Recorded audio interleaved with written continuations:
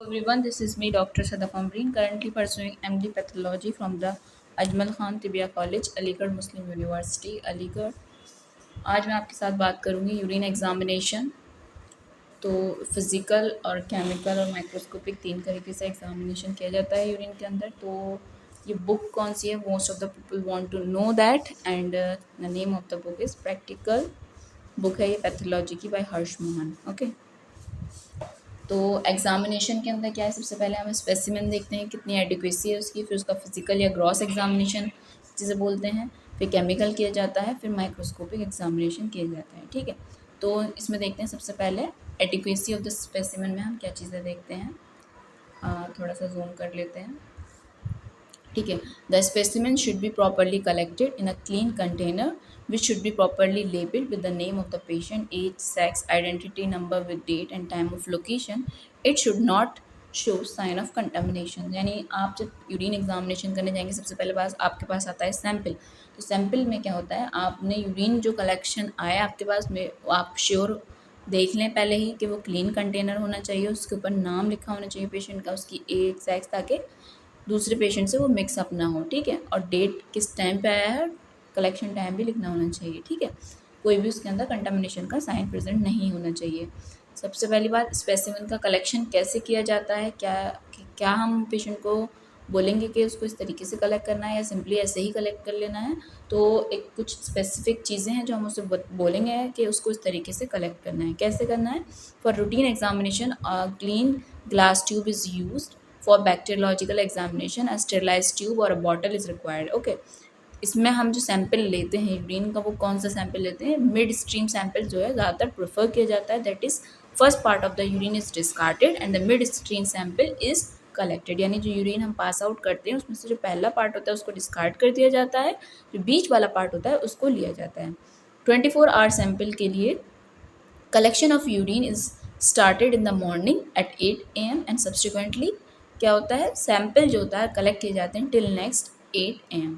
Method क्या है, urine को हम प्रिजर्व कैसे कर सकते हैं। अब यूरिन आ गया, प्रिजर्व करने के क्या क्या मेथड है। Urine should be examine fresh. पहली बात तो ये कि यूरिन को फ़ौरन फ्रेश एग्जामिन करना चाहिए, या फिर आप फ्रेश नहीं कर पा रहे हैं तो 1 घंटे के अंदर कर लेना चाहिए। ठीक है, आपके पास यूरिन आया, अवॉइड करने के 1 घंटे के अंदर अंदर आपका यूरिन एग्जामिनेशन हो जाना चाहिए। But if it has to be delayed then क्या करना चाहिए, अगर डिले हो रही है, नहीं कर पा रहे हैं आप एग्जामिनेशन, तो उसे रेफ्रिजरेट करें 4 डिग्री सेल्सियस पे, या फिर उसके अंदर टोलिन का इस्तेमाल करें। टोलिन इज़ यूज 1 ml पर 50 मिलीग्राम ऑफ यूरिन। कितना इस्तेमाल करना है, 50 ml यूरिन के लिए 1 ml इस्तेमाल किया जाता है। It act by forming a surface layer and it's preserve the chemical constituent of the urine. ये क्या काम करता है, जब आप इसमें टोलिन मिटा देते हैं तो इससे क्या होता है, केमिकल कॉन्स्टिट्यूएंट जो है यूरिन के वो आपके प्रिजर्व रहते हैं, इससे ये फ़ायदा होता है। नेक्स्ट, अब उसमें हम उसके अलावा अभी तो हमने टोलिन डाला या रेफ्रिजरेट किया, अब कैसे क्या कर सकते हैं, इसके अलावा फॉर्मेलिन का इस्तेमाल कर सकते हैं। 6 to 8 ड्रॉप्स ऑफ 40% फॉर्मेलिन पर 100 ml of urine is use. ठीक है, कितना इस्तेमाल करना है, 40% फॉर्मेलिन जो होता है उसके 6 से 8 ड्रॉप इस्तेमाल किए जाते हैं 100 ml ऑफ यूरिन के लिए। इससे क्या होगा, RBC प्रिजर्व रहेंगे, पसल्स प्रिजर्व रहेंगे, जबकि however it is used has the advantage and it give the false positive test for the sugar। Advantage तो है इसको इस्तेमाल करने का, मगर डिसएडवांटेज इसका ये है कि इसकी वजह से फॉल्स पॉजिटिव शुगर आ सकती है। थाइमोल इस्तेमाल कर सकते हैं। थाइमोल एक अच्छा प्रिजर्वेटिव है। 1% सोल्यूशन ऑफ द थाइमोल ज़्यादातर यूज़ किया जाता है and it has disadvantage that false positive test for protein. साथ ही साथ आप कोई भी चीज़ याद करें तो डिसएडवांटेज आपको पता होना चाहिए, इसकी वजह से फॉल्स पॉजिटिव प्रोटीन आ सकता है। एसिड, हाइड्रोक्लोरिक एसिड इस्तेमाल कर सकते हैं, sulphuric acid, boric acid and can be use as the preservative. So finally हम क्या क्या रिमेंबर कर लेते हैं दोबारा से, हम क्या क्या चीज़ इस्तेमाल कर रहे हैं for the preservation of urine. हम इस्तेमाल कर रहे हैं रेफ्रिजरेटर का, कितने पे करना है, 4 डिग्री सेल्सियस पे। दूसरी चीज़ हम इस्तेमाल कर रहे हैं टोलिन। टोलिन कितना इस्तेमाल कर रहे हैं, 1 ml for 50 ml of urine. तीसरी चीज़ हम इस्तेमाल कर रहे हैं फॉर्मेलिन। फॉर्मेलिन में भी 40% फॉर्मेलिन, कितना, 6 से 8 ड्रॉप फॉर 100 ml यूरिन के लिए। थाइमोल कितना इस्तेमाल कर रहे हैं, 1% सोल्यूशन ऑफ थाइमोल इस्तेमाल किया जा रहा है। एसिड में डिफरेंट एसिड है, hydrochloric acid, sulphuric acid, boric acid. फिर उसके बाद आते हैं हम सेकंड जो चीज़ एग्जामिनेशन की आई, सबसे पहले एडिक्वेसी चेक कर ली अब सैंपल की। उसके बाद आते हैं हम पहला एग्जामिनेशन जो करेंगे, हम फिजिकल एग्जामिनेशन करेंगे यूरिन का। फिजिकल एग्जामिनेशन में क्या क्या चीज़ देखते हैं, यूरिन की वॉल्यूम देखी जाती है, कलर, ओडर, रिएक्शन, उसका पीएच, स्पेसिफिक ग्रेविटी। सबसे पहले वॉल्यूम, नॉर्मली कितना यूरिन पास आउट होता है 24 घंटे के अंदर, 700 से लेकर 2500 ml, एवरेज जिसका है 200 ml, जो कि 24 आवर में पास होता है and most of it passed during a day. ठीक है, अब इसकी कुछ कंडीशन है, नॉक्चूरिया है, पॉलीयूरिया है, ओलिगूरिया है, एन्यूरिया है। तो देख लेते हैं क्या क्या होता है। नॉक्चूरिया से बोलेंगे आप, nocturia means that when the urine is passed in excess of 500 ml during night, this is a sign of early renal failure। नॉक्चूरिया का मतलब है कि जब यूरिन पास हो रहा है 500 ml से ज़्यादा रात के टाइम पे, तो वो एक साइन है रीनल फेल्यूर का। पॉलीयूरिया आप कब बोलेंगे? पॉलीयूरिया जब यूरिन पास हो रहा है हमारा 24 घंटे के अंदर, कितना, 2500 ml से, क्योंकि 2500 तक तो ये नॉर्मल है ना। अगर 2500 ml से ज़्यादा जा रहा है 24 घंटे के अंदर आपका, तो आपको है polyuria. Polyuria can be physiological due to excessive intake of water and it may be seasonal, for example जैसे विंटर में होता है, and it can be pathological, कैसे कब होता है? डायबिटीज़ में होता है, और डायबिटीज़ दोनों में हो सकता है, इंसिपिडस हो या मेलाइटस हो। इसके अलावा एक कंडीशन होती है ओलिगूरिया। ओलिगूरिया का मतलब ये जब आपका यूरिन जो है 500 ml से भी कम पास हो रहा है 24 आवर्स के अंदर, तो उसको बोला जाता है oliguria. And it can be due to the less intake of water, कि किस वजह से हो सकता है? आपने कम पानी पिया हो, डिहाइड्रेशन हो, या रीनल इस्चीमिया हो, इनकी वजह से ओलिगूरिया हो सकता है। एक टर्म आता है एन्यूरिया। एन्यूरिया क्या होता है? When there is a almost complete suppression of the urine, यानी 150 ml से भी कम आपको 24 घंटे में यूरिन पास आउट हो रहा है, वो हुआ आपका एन्यूरिया। और ये क्यों होता है? ड्यू टू रीनल स्टोन की वजह से हो सकता है, ट्यूमर की वजह से हो सकता है, रीनल इस्चीमिया की वजह से होता है। These terms are important and they can be asked in the NEET PG exam, तो आपने याद रखना है और अच्छे से रिमेंबर करना है। एन्यूरिया ज़्यादातर पूछा जाता है, ओलिगूरिया भी पूछा जाता है, नॉक्चूरिया तो ऐसे ही इंसान याद कर लेता है नाम से, पॉलीयूरिया भी। इन दोनों में कन्फ्यूजन होता है। ओली मतलब 500 से कम, एन मतलब एन्यूरिया 150 से जब कम होगा तो उसे आप बोलेंगे एन्यूरिया। आपको अच्छे से याद रखना है ताकि आप भूलें नहीं। अभी तो हमने बात की वॉल्यूम की, उसके बाद आता है एक जो नेक्स्ट पैरामीटर है, वो है हमारा कलर। कलर यूरिन का कैसा हो सकता है? क्लियर भी हो सकता है, पेल भी हो सकता है, स्ट्रॉ कलर भी हो सकता है, due to the pigment present. कौन सा? यूरोक्रोम। ठीक है, कलरलेस किस में देखने को मिलता है यूरिन? हमें डायबिटीज़ में देखने को मिलता है, इंसिपिडस, मेलाइटस और एक्सेसिव इनटेक ऑफ वाटर की वजह से।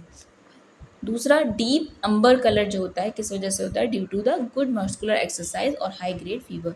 जो डार्क अंबर कलर होता है वो होता है ज़्यादा अगर आपको फीवर है हाई ग्रेड, और मे बी आप जिमर हैं तो उस वजह से भी हो सकता है। ऑरेंज कलर का यूरिन क्यों होता है? Increase urobilinogen concentration in the urine. जब यूरोबिलिनोजिन बढ़ जाता है यूरिन के अंदर तो यूरिन का कलर ऑरेंजिश हो जाता है। स्मोकी यूरिन किसे बोलते हैं? Due to the small amount of blood administration of the vitamin B12 और एनालिन डाई। स्मोकी यूरिन अब जब होगा जब आपका उसमें blood due to the small amount of administration of blood administration of vitamin B12 और एनालिन डाई की वजह से। रेड क्यों हो सकता है यूरिन? हेमेचूरिया हो रहा हो, या हीमोग्लोबिनूरिया हो रहा हो, या फिर ब्राउन किस वजह से हो सकता है यूरिन? बाइल की वजह से हो सकता है, या फिर मिल्की जो होता है वो पस की वजह से, फैट की वजह से हो सकता है। ग्रीन क्यों हो सकता है? Due to putrefied sample phenol poisoning की वजह से हो सकता है। तो ये सारे पॉइंट्स हैं आपने याद रखने। कलरलेस कब मिलेगा? डीप अंबर कलर कब मिलेगा? ऑरेंज कलर का कब मिलेगा? जब बिलिरुबिन बढ़ जाता है, यूरोबिलिनोजिन बढ़ जाता है, और कंसनट्रेटेड यूरिन में ऑरेंज कलर हो जाता है। स्मोकी कब होगा? ब्राउन कब होगा? रेड कब होगा? मिल्की फैट की वजह से या पस की वजह से हो जाता है। और ग्रीन जो होता है जब फिनॉल पॉइजनिंग होती है तो उस वजह से ग्रीन कलर का यूरिन देखने को मिलता है। नेक्स्ट चीज़ जो आती है वो आती है हमारी order. Order, normally urine has फेंट एरोमेटिक ऑर्डर। नॉर्मली यूरिन के अंदर जो ऑर्डर होती है वो कैसी होती है?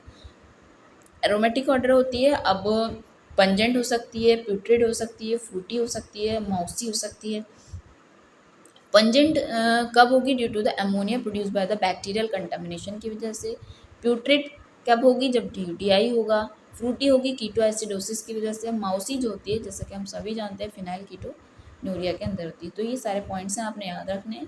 शॉर्ट में दिया है इन्होंने यहाँ पर, लेकिन ये इंपॉर्टेंट पॉइंट है जो आप जब कभी यूरिन का एग्जामिनेशन करेंगे तो सबसे पहले आप करते हैं फिजिकल एग्जामिनेशन, तो उसमें ये पॉइंट्स सारे बहुत इंपॉर्टेंट होते हैं। सबसे पहले आप वॉल्यूम देखते हो, फिर उसका कलर देखते हो, कलर बताना होता है, फिर ये ऑर्डर बताना होता है, उसकी पीएच बतानी होती है। तो ये सारे इंपॉर्टेंट पॉइंट है जब आप यूरिन एग्जाम करोगे तो आपको ये सब याद रखना है। फिर उसके बाद आता है रिएक्शन, जिसे पीएच भी बोल सकते हैं। It reflect the ability of the kidney to maintain H ion concentration in the extra cellular fluid and plasma. ठीक है, इसका क्या है, ये बताता है पीएच कितनी है, यानी ये बता रहा है कि एचआईएन जो है किडनी कैसे मेंटेन कर पा रहा है इन the extra cellular fluid and plasma, and it can be measured by the pH indicator आते हैं और इलेक्ट्रॉनिक पीएच मीटर भी आते हैं, उनसे आप उसको मेजर कर सकते हैं। फ्रेशली वॉटेड जो यूरिन होता है उसकी जो पीएच होती है वो एसिडिक होती है, कितनी हो सकती है 4.6 से लेके 7.0, एवरेज 6.0 जिसे कह सकते हैं आप। तो ये भी आपने नॉर्मल चीज़ें सबसे ज़्यादा आपको याद होनी चाहिए, उसी से आप नॉर्मल का पता लगाते हैं। नॉर्मल याद है, नॉर्मल नहीं पता, ये भी गलत है। तो सबसे पहले आपने नॉर्मल चीज़ें याद करनी है। नॉर्मल यूरिन जो होता है कैसा होता है, पहली बात एसिडिक होता है, और दूसरी उसकी जो पीएच होती है वो 4.5 से लेके लगभग 7 तक होती है, एवरेज 6। ठीक है, एसिडिक यूरिन किस वजह से होता है, एसिडिक यूरिन हो सकता है कि आपका प्रोटीन इंटेक ज़्यादा हो, फॉर एग्जांपल मीट, या फिर आपने एसिडिक फ्रूट्स खाए हों, या फिर रेस्पिरेटरी या मेटाबॉलिक एसिडोसिस हो, या फिर यूटीआई हो बाय ई कोलाई की वजह से। अल्कलाइन यूरिन किस वजह से हो सकता है, सिट्रस फ्रूट की वजह से हो सकता है, वेजिटेबल्स की वजह से हो सकता है, रेस्पिरेटरी या मेटाबॉलिक अल्कलोसिस हो, यूटीआई हो किससे, बाय द प्रोटियास या फिर सीडोमोनास की वजह से। ठीक है, नेक्स्ट चीज़ आती है हमारी स्पेसिफिक ग्रेविटी। यूरिन में ये भी देखा जाता है, this is the ratio of the weight of 1 ml of urine to that weight of 1 ml of distal water. ये रेशियो किसके बीच में है, 1 ml यूरिन और 1 ml distal water. It depend upon the concentration of the various particle और solute in the urine. ये depend करता है कि कितने पार्टिकल जो यूरिन के अंदर हैं उसकी कंसनट्रेशन पे। स्पेसिफिक ग्रेविटी इसलिए इस्तेमाल की जाती है टू मेजर करने के लिए कंसनट्रेटिंग और diluting power of the kidney को, and it can be measure by the urinometer और रिफ्रैक्टोमीटर और रिएजेंट स्ट्रिप। ठीक है, यूरिन का स्पेसिफिक आपको ग्रेविटी जाननी है तो आप यूरिनोमीटर का इस्तेमाल कर सकते हो, रिफ्रैक्टोमीटर का, और रिएजेंट स्ट्रिप्स आती हैं उनका भी इस्तेमाल कर सकते हो। यूरिनोमीटर से आप कैसे यूरिन का स्पेसिफिक ग्रेविटी मेजर करोगे, सबसे पहले fill urinometer container 3/4 with urine. सबसे पहले आपने यूरिनोमीटर जो होता है उसको फिल कर लेना था 3/4 ऑफ द यूरिन। ये बीच में जो दिख रहा है इसके अंदर जो है ये है यूरिनोमीटर, इसको आपने 3/4 फिल कर लेना है यूरिन से। ठीक है, insert urinometer into it so that it float in urine without touching the wall and bottom of the container. फिर उसके बाद एक कंटेनर के अंदर डाल देते हैं उसको, तो क्या होगा, वो फ्लोट करेगा और वॉल को भी नहीं टच करेगा। उसे एक बार घुमा देते हैं, फिर उसके बाद वो वॉल को भी नहीं टच करेगा, बॉटम को भी नहीं टच करेगा, इस तरीके से। फिर रेड करते हैं उसका graduation on the arms of urinometer at the lower urinary meniscus. ठीक है, इस पर आप देखिए एक रीडिंग मेंशन है।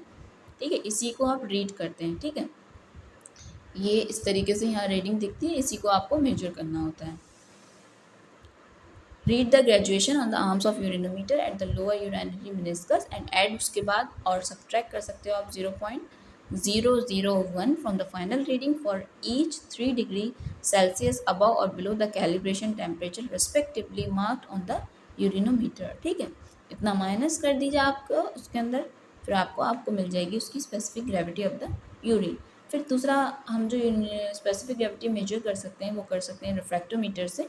रिफ्रैक्टोमीटर जो होता है it measure the refractive index of the urine. This procedure require only a few drops of urine in contrast to urinometer where approximately 100 ml of the urine is required. ठीक है, इसमें क्या करना है, ये आपको रिफ्रैक्टिव इंडेक्स बताता है यूरिन का, इसके अंदर सिर्फ कुछ ही ड्रॉप्स ऑफ यूरिन की ज़रूरत होती है, तबकि यूरिनोमीटर के अंदर आपको 100 ml कम से कम यूरिन रिक्वायर्ड होता है। नेक्स्ट जो चीज़ है इससे हम स्पेसिफिक ग्रेविटी का पता कर सकते हैं तीसरे नंबर पे, वो है reagent strips. This method employ the use of chemical reagent strip. तो सिग्निफिकेंस क्या है स्पेसिफिक ग्रेविटी की, नॉर्मल कितनी होती है स्पेसिफिक ग्रेविटी आपकी टिप्स पे होने चाहिए, ये आप सवाल आता है पीजी में, कितनी होती है 1.003 से लेके टू 1.030। ठीक है, यहाँ पे 3 है, यहाँ 30 है, शुरुआत का सेम है, 3 से लेके 30 याद रखिएगा। ठीक है, लो स्पेसिफिक ग्रेविटी का क्या मतलब है, यानी एक बहुत ज़्यादा वाटर पिया गया है या डायबिटीज़ इंसिपिडिस है। ठीक है, हाई स्पेसिफिक ग्रेविटी का क्या मतलब है, पेशेंट डिहाइड्रेटेड है, एल्बिन्यूरिया है, ग्लाइकोसूरिया है। फिक्स्ड है स्पेसिफिक ग्रेविटी, इसका मतलब है एडीएच डेफिशिएंसी है या फिर क्रोनिक नेफ्राइटिस है। सो आज मैंने आपसे बात करी कि यूरिन एग्जामिनेशन के अंदर जो 4 चीज़ें होती हैं। क्या क्या होती हैं, क्या पहले स्पेसिमेन की एडिक्वेसी देखी जाती है, फिर फिजिकल एग्जामिनेशन करते हैं, फिर केमिकल करते हैं, फिर माइक्रोस्कोपी। तो आज मैंने आपसे 2 टॉपिक डिस्कस किए, एडिक्वेसी ऑफ द सैंपल आप कैसे स्पेसिमेन को चेक करेंगे, फिर उसके बाद फिजिकल यानी ग्रॉस एग्जामिनेशन यूरिन का कैसा करते हैं, ठीक है। Next I will be talking about the chemical examination of urine. I hope आपने को ये वीडियो पसंद आया होगा। अगर आपको मेरा वीडियो अच्छा लगा है तो इसको लाइक करिए, अपने दोस्तों के साथ शेयर करिए। फिर मिलते हैं आपसे नेक्स्ट वीडियो के अंदर। जब तक के लिए thank you so much for watching my video and supporting me. Thank you so much.